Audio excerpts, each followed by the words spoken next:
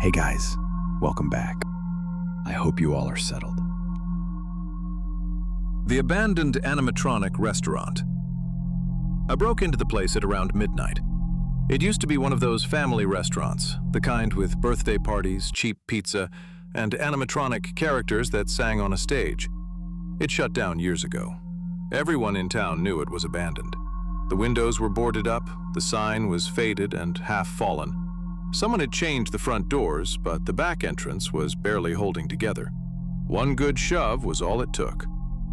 The air inside smelled wrong. Not rotten, just stale, like dust and old grease that had never fully left the walls. My phone flashlight barely cut through the darkness. Tables were still scattered across the dining area, some overturned, some still set like customers had just gotten up and never come back. Party banners hung limp from the ceiling, bleached almost white. I told myself I was just exploring, just looking. The stage was at the far end of the room. The curtain was closed. I remember thinking that was strange. You'd think someone would have ripped it down by now, or at least checked behind it. I stood there for a while, listening. The building was quiet, too quiet. No animals, no wind, just my breathing. Then I heard it, a dull, metallic click. I froze. It came from behind the curtain. I whispered, "Hello," immediately feeling stupid for doing it. No answer, just silence again. I stepped closer and pulled the curtain aside. The stage was empty. No animatronics, no equipment, just scuff marks on the floor where something heavy used to stand. I let out a breath I didn't realize I was holding.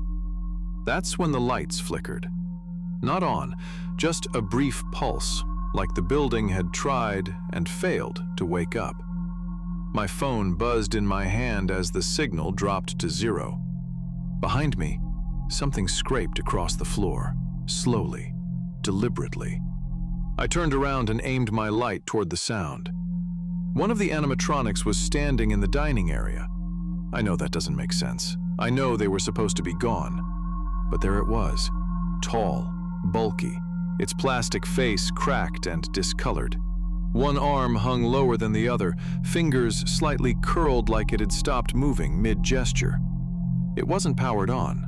At least, I don't think it was. I backed up, heart pounding, telling myself it must have fallen over earlier. Someone could have dragged it out and left it there. Then its head tilted. Just a little. The scraping started again as it took one slow step forward. I ran. I didn't stop until I reached the hallway leading to the staff rooms. The doors there were narrower, cluttered with broken chairs and boxes. I squeezed through and slammed one of the doors shut behind me.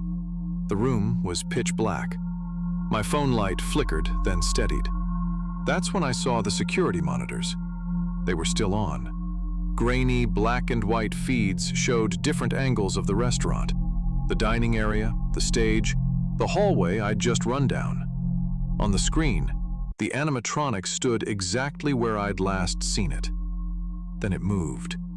Not walking, not running, just appearing. One camera blinked to static, then came back on. The animatronic was closer. Another blink. Closer still. Each time the feed cut out, it gained distance. On the final screen, it stood directly outside the room I was hiding in. The door handle began to turn. Metal fingers scraped against metal. The monitors went dark all at once. I didn't think.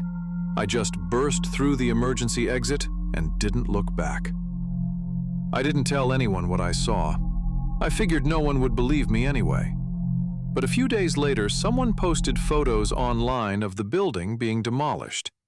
In one of the pictures, right before the walls came down, you can see the dining area.